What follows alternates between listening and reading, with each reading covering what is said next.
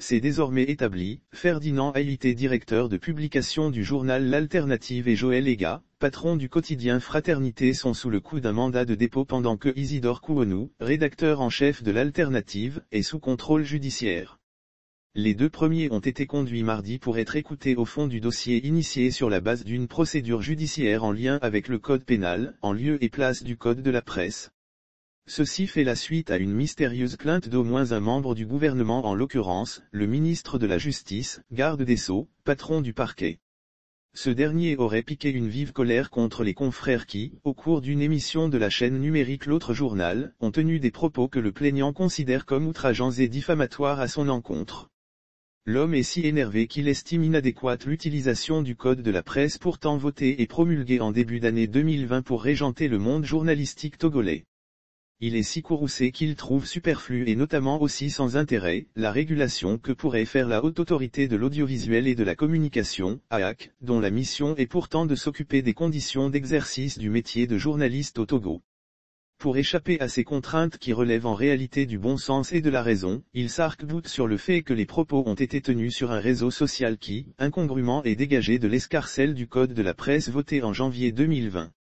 Ainsi donc, dans l'entendement des officiels togolais, c'est le droit commun qui doit être mis en mouvement, naturellement au mépris de l'identité et de la profession des personnes mises en cause.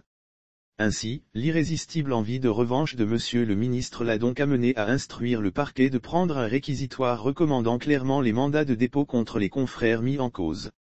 Ce qui fut fait avec un remarquable empressement dans l'après-midi du vendredi le 10 décembre 2021 par le doyen des juges d'instruction. Ainsi donc, le garde des Sceaux en personne, ministre de la Justice dont la charge est de veiller à l'application rigoureuse des lois de la République, mais aussi à la préservation de la paix et de la cohésion sociale par un travail d'assainissement de la vie publique, outrepasse le code régulant la vie et le fonctionnement d'un secteur aussi vital dans la vie d'une république que celui des médias pour recourir à une arme plus ferme, plus dure et plus coercitive, l'enfermement qui prive ceux-ci de leur liberté de mouvement et d'action. Par voie de conséquence, leurs plumes sont tombées, leurs voix éteintes et le silence acquis, très probablement pour longtemps si rien de déterminant n'est fait. Mais ce faisant, l'État togolais entre en contradiction frontale avec les principes démocratiques élémentaires consacrés partout dans le monde.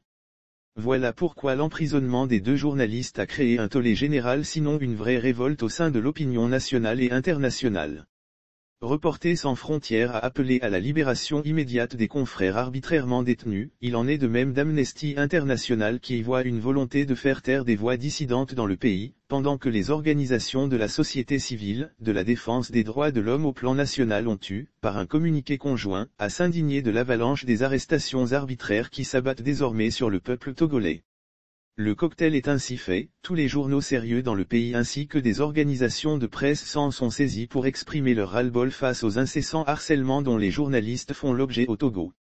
Au-delà de tout ceci, la volonté de nuire à des citoyens pour leur opinion, qu'elle soit juste, erronée ou fausse, cause fondamentalement un problème de capacité de nos dirigeants à manager avec efficience leurs propres concitoyens dans le pays.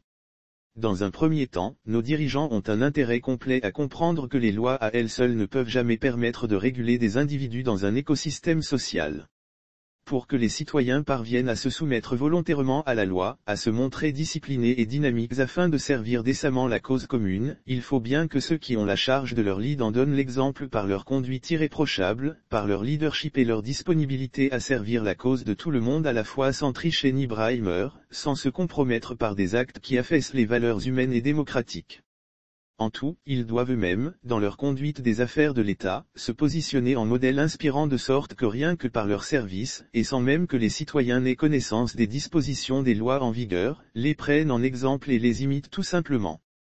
C'est cela qui gouverne le principe du vivre ensemble, autrement, dès lors que les dirigeants ont déjà le pouvoir de décision, de manipulation à leur guise de la loi, s'ils y ont recours pour se faire justice face à n'importe quelle situation, ils auront naturellement tort au sein de l'opinion, car l'on y percevra forcément de l'abus d'autorité.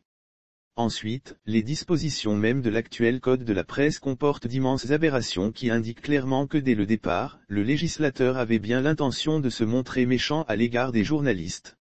Ainsi par la ruse et la duperie, il a proclamé la dépénalisation des délits de presse en même temps qu'il a introduit des subtilités juridiques qui enlèvent à ce code toute sa vitalité. Lorsqu'il est par exemple dit à l'article 156 de l'actuel code que, tout journaliste, technicien ou auxiliaire des médias, qui a eu recours aux réseaux sociaux comme moyen de communication pour commettre toute infraction prévue dans le présent code, est puni conformément aux dispositions du droit commun, quel sens le législateur dirigeant donne-t-il vraiment à une telle disposition ? À supposer donc que les propos présentement incriminés avaient été écrits dans les journaux respectifs des deux journalistes, il n'y aurait donc pas eu infraction ou recours au code pénal. Ou alors si ces propos avaient été tenus dans une chaîne de télévision régulière et par la suite leur portion tombe sur les réseaux sociaux comme c'est bien le cas à tout moment et dans tous les pays du monde, que deviendrait-il ?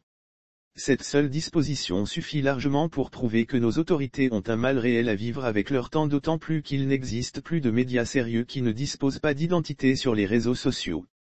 Au regard de tous ces éléments qui heurtent de front le bon sens propre à l'espèce humaine, l'on perçoit évidemment une volonté funeste du dirigeant de faire mal, de nuire à tout prix aux journalistes sur qui il a toujours naturellement porté un regard particulièrement méfiant et ce, depuis des années. Cette affirmation est si évidente qu'elle est élucidée et corroborée par les faits et gestes des dirigeants eux-mêmes.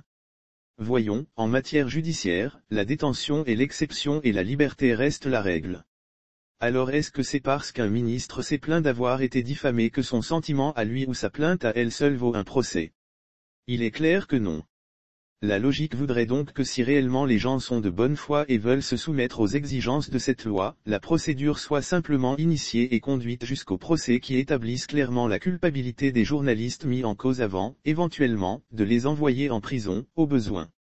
L'on nous retoquera certainement que le procureur ou le juge d'instruction a le droit d'ordonner la détention préventive. Oui, mais la même loi aussi prévoit des alternatives crédibles à cette détention préventive.